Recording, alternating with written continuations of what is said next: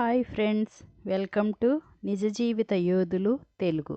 ఈరోజు మనం చదివే పుస్తకము పూలగంప. మేరీ హెచ్చింపబడుట. భవనము యొక్క డ్రాయింగ్ రూమ్లో ఎమీలియా తల్లిదండ్రులు, పాస్టర్ గారు మరియు అధికారులందరూ కూర్చొని ఉండిరి. మేరీని గూర్చియే వారు మాట్లాడుచుండిరి. ఎమీలియా మేరీ చేతిని పట్టుకొని లోపలికి ప్రవేశించెను.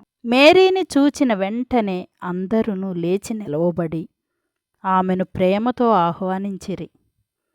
సిగ్గుపడిన ముఖముతో సంశయించుచుండిన యజమానుడు మేరీ దగ్గరకు వెళ్ళి ఆమె చేతులు పట్టుకొనెను. ఆయన కండ్లు చెమ్మగిల్లెను. ఎంతో ఆరోగ్యముగా నుండిన నీవు ఇలాగు సన్నగిల్లి గుర్తుపట్టలేని స్థితికి దిగజారితివే. నిన్ను అపార్థము చేసుకొనుట వల్లనే కదా నీకు ఇన్ని వేదనలు, కష్టములు. శిక్షకు పాత్రులము మేమే, మమ్ములను క్షమించుము. జప్తు చేయబడిన మీ ఇంటిని, తోటను తిరిగి ఇచ్చేదను. ఆ దస్తావేజులను నా సెక్రటరీ సిద్ధము చేయును.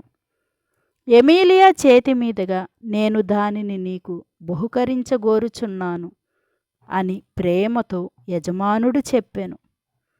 యజమానురాలైతే మేరీని కౌగిలించుకొని ముద్దు పెట్టుకొనెను.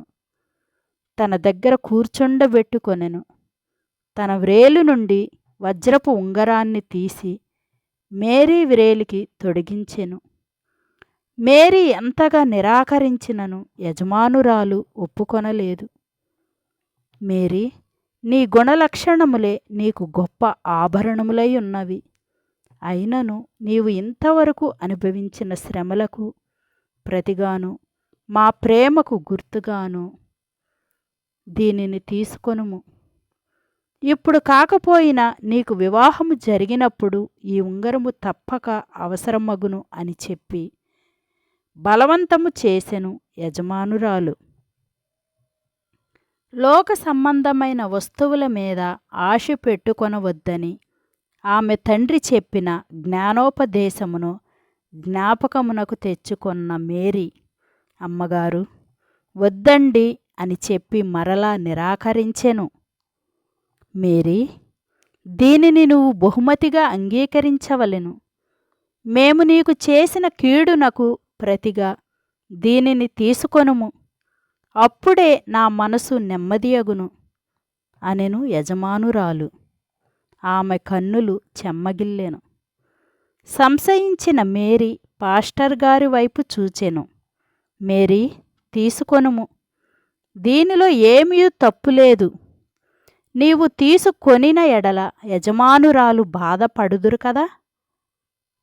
నీవు ఎలాగు ఓపికతో సహించితవో ఆ ప్రకారమే సంతోషమైన కాలములోను ప్రభువు చేతి క్రింద నుండుము. అయినను మరిచిపోవద్దు, అదే ప్రాముఖ్యము అని పాస్టర్ గారు ప్రోత్సహించిరి.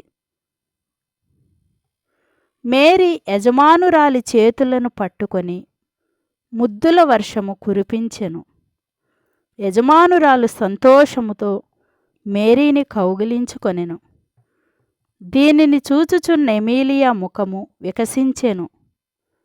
మేరీకి క్రొత్త బట్టలు ధరింపచేయుమని పనివారికి ఆజ్ఞాపించెను యజమానురాలు.